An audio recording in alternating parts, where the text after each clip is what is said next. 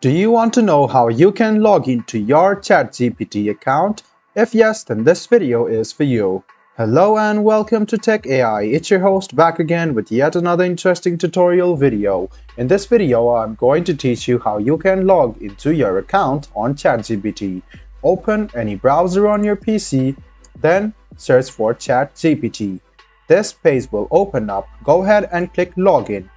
In a while, you can notice a login portal will open up where you can log into your account using your Google account, Microsoft account, and other accounts as well. So, wait for a while, click Login, and then you can see this portal open up. You can log in using your email address, Google account, Microsoft account, and Apple ID.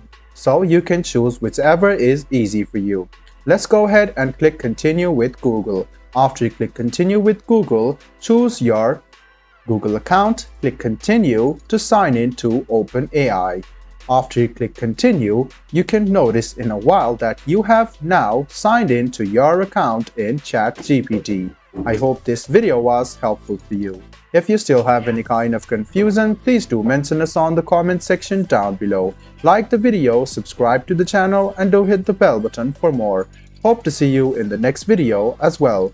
Until then, goodbye, take care, and make sure you enjoy.